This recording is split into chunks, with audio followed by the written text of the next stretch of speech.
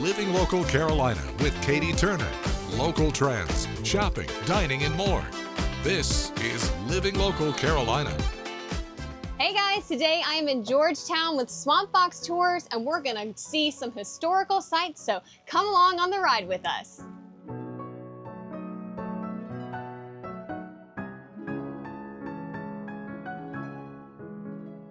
All right, well, let's take off. So let's give the basic overview of Georgetown. Is that I mentioned that my family's been here since about 1740. Well, this city was forming somewhere around 1700. We're the third oldest city in South Carolina. It goes Charleston. Let me see if I can get us out of this rain today. Charleston, Beaufort, and then Georgetown. So we were established as a city in 1729 and a port of entry in 1732. Because what was happening here in Georgetown at the time is that all of the goods that you needed to survive with came in strictly through the port of Charleston. It was the only port of entry, and everything was being heavily taxed. So the people here, they wanted to ease some of that taxation, so they wanted to become a port of entry. So between lumber, indigo, which was a plant that made a deep blue or deep purple colored dye, and rice, this was a very, very wealthy area. Oh, y'all, let's see if we can get us out of this rain. This is the real deal. You're seeing what it's actually like. The weather is very unpredictable around these parts. These little storms come through really quick, so hopefully this one will ease off. I could probably get on the other street and it won't be as bad. Let's sit underneath, squeeze in underneath this tree right here. And here we have the Joseph Hayne Rainey home. Joseph Rainey, this is a National Registry Historic Site. Joseph Rainey had been born enslaved. And when he was able to gain his freedom, his family's freedom, and after the Civil War, he ended up back in Georgetown. And the reason the house is plaqued for him is that Joseph Rainey was the first African-American member to the U.S. House of Representatives. He was born in Georgetown. He passed away in Georgetown. Our city has a very high inventory of 18th and 19th century structures still standing. At our height, we had over 200 plantations producing, and roughly 70% of the rice that was consumed in this country and being shipped out came out of Georgetown County. Now, I mentioned lumber. You see how the oak trees, how it has the V, how the trees do a V? Mm-hmm. Well, that became the perfect joint for ships. So that's why there was all this lumber going out. England, during this time, was actually, they were clear cutting so many lots, so much of the land that for cattle. So lumber had to come out of this area to go back across the pond. Mm-hmm. Now, you know of Francis Marion, the great soldier from South Carolina that was fighting against the British? Well, here we have a cottage here, this greenhouse where he built in 1737, and this is where he was given his walking papers out of South Carolina by the British. Wow. The British overtook our city from 1780 to 1781. Keep in mind, Georgetown is technically older than the established United States. In 3 years, this year the United States is celebrating 250. In 3 years, Georgetown celebrates 300. What? So we actually are older than the United States of America. That's really cool.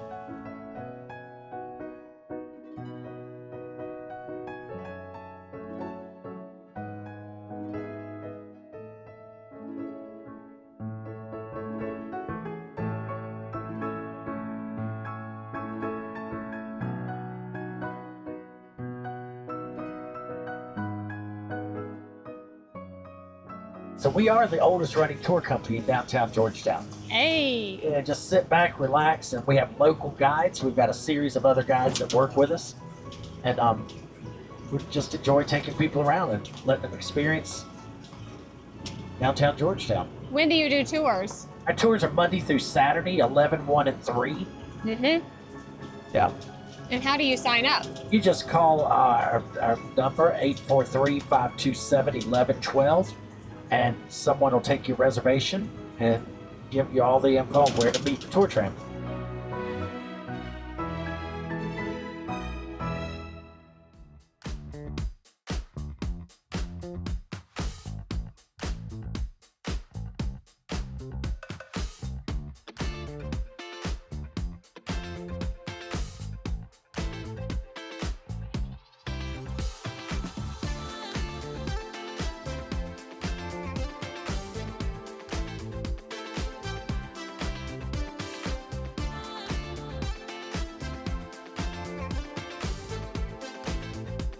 We'll be back right after this break with more Living Local Carolina.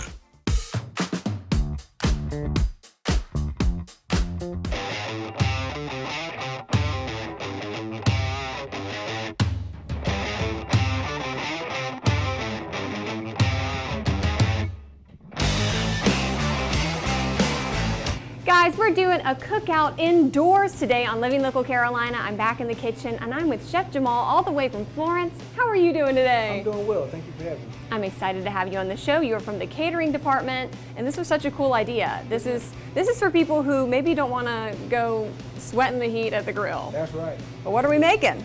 So what we're going to do today is we're going to dry rub some pork ribs, and we're going to air fry them. You know, thinking about the show and thinking about some of your viewers is more the senior population, and with the heat, we're probably going to have a very hot summer. Yes. And everybody loves summer cookout food. Well, the air fryer has made it easy. We can air fry ribs and still have some nice char. Maybe not the grilled taste, but the nice char on our ribs as well. So we're going to jump in on that. All right, so what's the first step? What do we have here? These are pork ribs? Yep. Okay. Pork baby back ribs is what we have here. All right. And we have a house-made dry rub. My sous chef, actually, Renee Williamson, makes a nice dry rub. All-purpose seasoning is what she referred to it as, but it actually works very well as a nice dry rub. So we're going to coat our ribs with this first on both sides. And then I like a little marinade. Non-traditionally, though. So I like Italian dressing. So we actually made some homemade Italian dressing that we're going to rub into it just to make sure that the flavors are sealed in once we get the dry rub on. All right. So shout out to your sous chef. This is a special seasoning blend. Yes, Should I just go in? How much do you want me to use? Go ahead. We can't hurt. That's good. So what we're going to do now is we're going to actually rub that into the meat, like so. Yep. That's all right. We're going to do both sides. So Okay. We're going to make sure we cover the whole piece of protein. Yep. Make sure that we cover.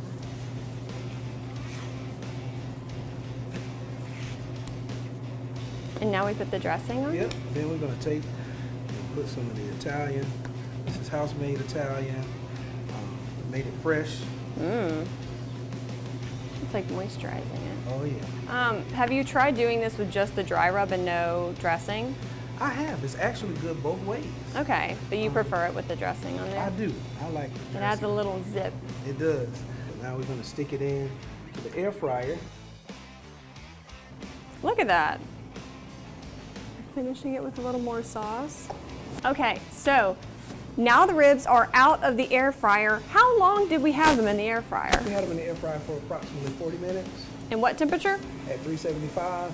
Okay, is there any discrepancy there? If you had them at 400 degrees, would it really matter? Would it char it too fast?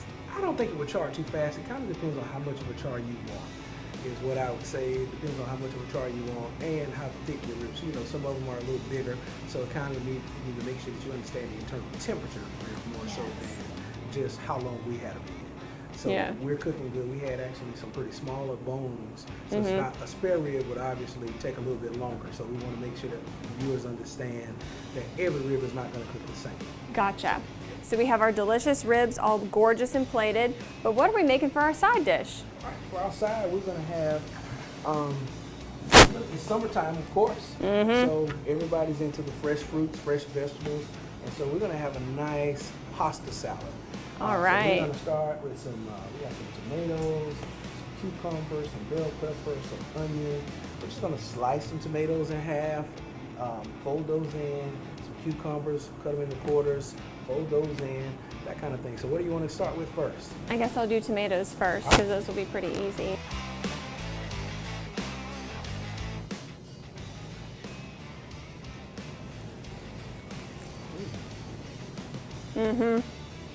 I can't tell you the last time I had a rib, Okay. and that's delicious. I like the flavor, the tenderness. Yeah, I like the sweet. great job.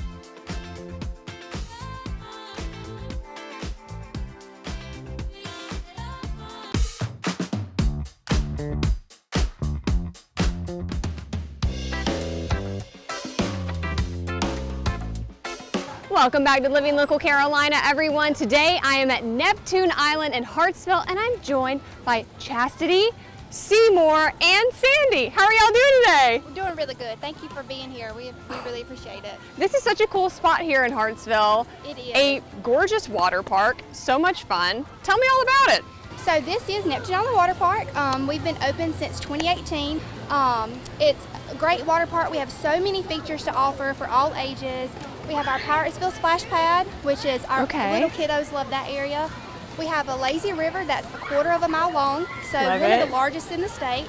We have slides, a wave pool, just lots of fun for all ages. And I see some cabanas as well, if you would like a little bit of respite from, Yes. sometimes it can get a little crazy out here, you know? Yes, cabanas are one of our biggest sellers. Prices start at $119.99 for a full day rental. Okay, nice. Several different options for cabanas, all in the park. We have them in 4 different sections of the park. So if you want a cabana, you can get one here. What about ages? What's the typical age range of people that stop by? Honestly, all ages Okay, love our park. good. We have our Piratesville Splash Pad, which is geared towards our little kiddos. 2 and under is free. So Okay. even the teeny tiny babies are good to go here. And even our older adults just like to get on the lazy river and float and just forget about their problems for a little bit and just enjoy their time here. Of course. Do you have any tips for people if they want to stop by?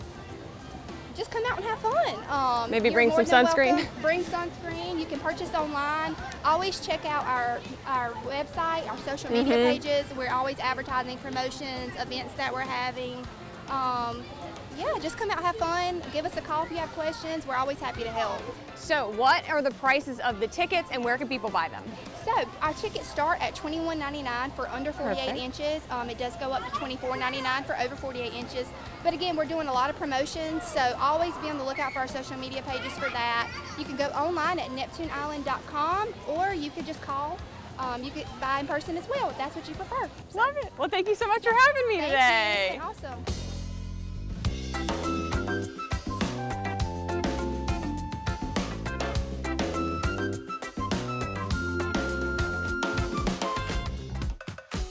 Well, good morning and thank you so much for joining us today on Living Local Carolina. Today I am joined in studio by Keosha Garrett. How are you doing? I'm good. How are you? I'm doing wonderful. We're going to talk about what you have been doing, your ministry, Shanavia's Dream Sickle Cell Clinic.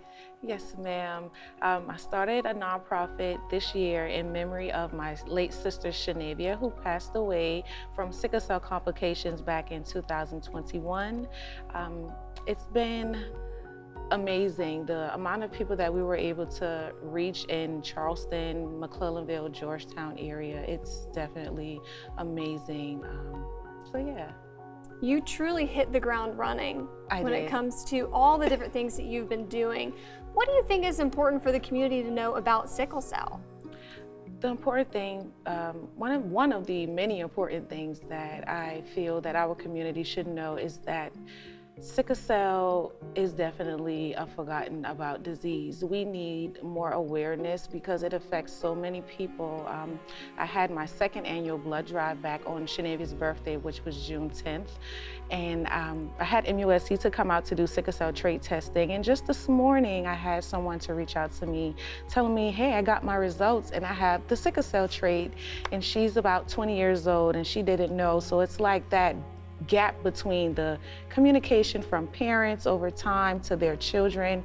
Sometimes they forget to let their kids know, hey, you have the trait. Try not to mate with someone else that has the trait because then their child will have sickle cell, which in my case, that's what happened to my sister because my mom knew, but my dad, he didn't. So education is super important. Education, most definitely, education. All right, so if people want to stay connected with you among this journey, how can they do that? Well, definitely, they can follow us on Facebook at Shanavia's Dream Sickle Cell Clinic. Also, they can reach us at shanaviasdream@gmail.com.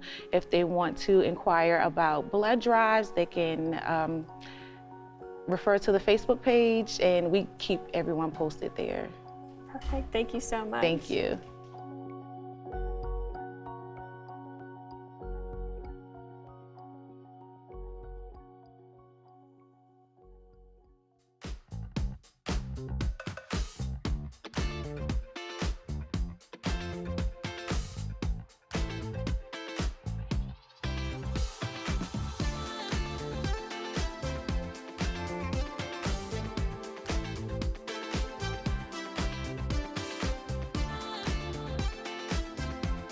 We'll be back right after this break with more Living Local Carolina.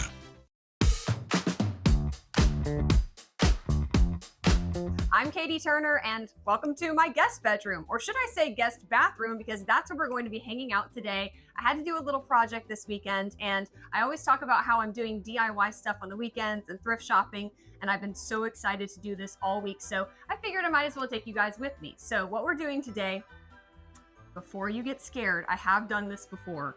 I am painting the cabinets in this bathroom. So I did this to my kitchen about a year ago with very similar paint. I'm not doing anything super fancy, and I just want to prove that you can do this yourself at home if you use the right paint. The paint that I'm going to be using is a self-leveling paint that doesn't require stripping or sanding. All you have to do is just clean off the cabinets really, really thoroughly and then paint. There's a little bit of a technique to it, so I'll go over that in a little bit, but I figured it would be fun just for us to hang out and you guys watch me paint some stuff today, so let's get started. Okay, so these are the cabinets that I'm going to be painting today. I bet a lot of you recognize this nice orangey toned wood. As you can see, these did get a little bit scratched up. This happened before I moved in. So I don't feel so bad about painting over this. It would be so much more work to try and restain these. So the first thing I'm going to do is take the hardware off of these, and then we're going to clean them super well and get them all nice and prepped for painting. I have to say, this is like the first time I've ever done something like this on camera, so expect a lot of bloopers because I normally am just kind of chaotic and do this maybe not the most professional way, but I was telling Will that doing this on camera, I think will require me to do a decently good job, and I think that's good for me, you know? All right, now that the hardware is off, you have to give these a very thorough clean. Like I said before, you don't have to sand these or do any other prep work other than cleaning them really well with a multi-purpose cleaner. I'm gonna get all the nooks and crannies. I'm getting the insides. I'm gonna, move the drawers. Now, before you ask, Katie, are you gonna take the doors off? You're taking the doors off, surely. Nope, I'm not taking the doors off. You know why? Because I hate doing that. And you can honestly still do a good job with the doors on. That's how we did it in the kitchen, and I'm so happy that I never took the doors off, because while you do have to kind of work around the hinges and everything, I'm gonna tape those up pretty well. It's so annoying to try and put them back on, and people say that they will take their cabinet doors off and they never get them back on straight. They just never look the same, so I just don't want that to happen to me. Okay, now that we're going to be painting, I'm putting on my painting shoes. Now that the prep work is done, it's time to start painting. So the paint that we're using today is the Heirloom Traditions All-in-One paint. I ordered this online. They had a lot of colors to choose from. Today we are using Almond, which is kind of an off-white that's supposed to have pretty neutral tan undertones, and I thought it would go nicely with this granite and with my floor. And what I love about this kind of paint is it's really pretty much foolproof. Like, I can't mess this up. You basically just brush it in and get it into all the little nooks and crannies of the cabinets. And then you take a roller and you're going to roll and get the brush strokes out. So let's get started.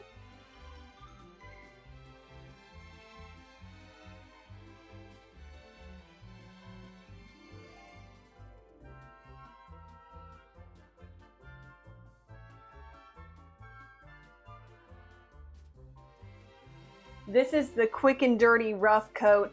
Do not be alarmed. It's obviously not going to look like this whenever we're done, but it will look much better after the second and maybe a third coat. We'll see if we need to do that. But now we're just gonna wait for this to dry for a little bit, and I'll come back in a moment.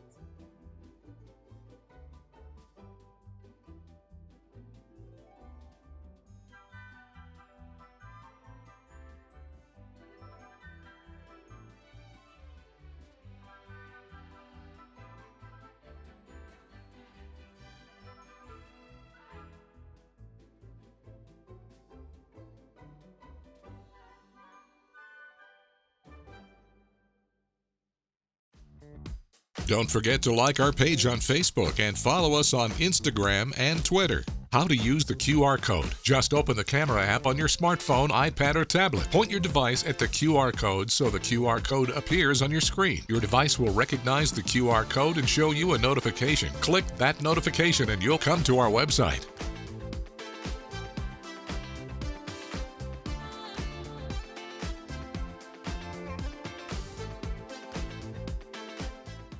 Living Local Carolina, weekday mornings at 9:30 on WBTW News 13.